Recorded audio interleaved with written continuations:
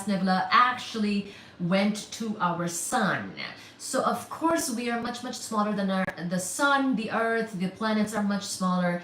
And guess what? Most of the mass went to the sun, but most of the angular momentum went to the planet. So that's why we all rotate on our axes. Well, some of us don't rotate very much or rotate very slowly, but we also, the earth is spinning on its axis, it's going around the sun, blah, blah, blah. That's because we carry a lot of this angular momentum from the gas nebula, but we don't carry most of the mass from the gas nebula. That is the sun that carries that. And of course, the sun is a star. We cannot really compare a planet to its star, right?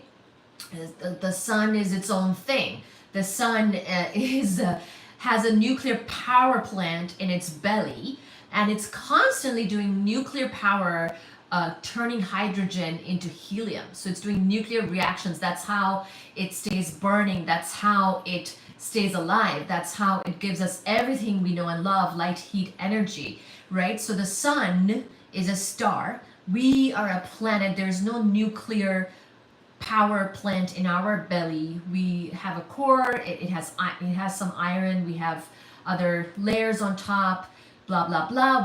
We have rock, we have lava, all that, but we're not burning any element to make another heavier element like what stars do. So we're definitely not, we're not the same, right? Now Jupiter is a much bigger planet that has interesting things, but even Jupiter is a planet. It doesn't have a nuclear power plant in its belly, okay? So anyways, but I wanted to give you a little tidbit of our own solar system so you have some idea what is what. So almost 1 million times as massive as the Earth. At its center, the temperature is almost 15 million degrees. 15 million degrees, right? So compare that. If you look at the star Betelgeuse, it's going to supernova. I meant in our galaxy. Oh yeah. So Betelgeuse, so by the way, Betelgeuse is spelled as Betelgeuse,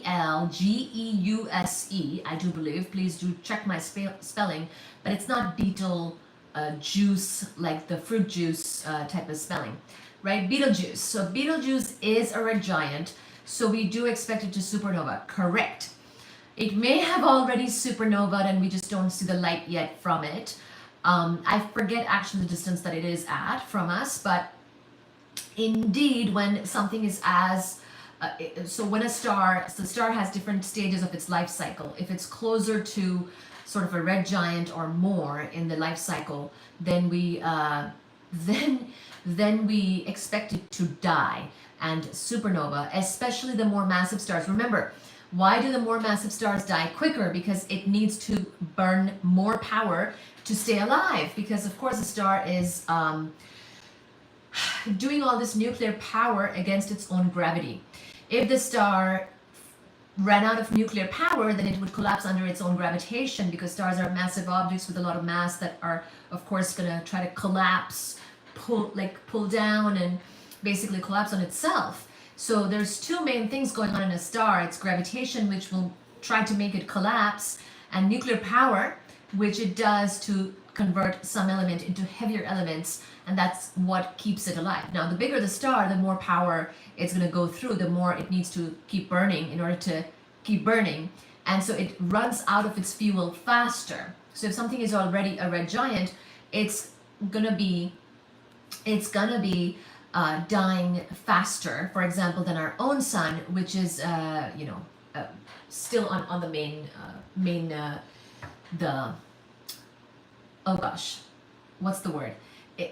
sequence. I wanted to say main sequence. So it's still definitely kind of going through its different stages, which is far from becoming a giant. Okay, so once a star kind of becomes a red giant, you expect it to kind of die at some point soon. But if it's on the main sequence, sort of what our sun is doing right now, it's just converting hydrogen to helium, and its mass is not that much.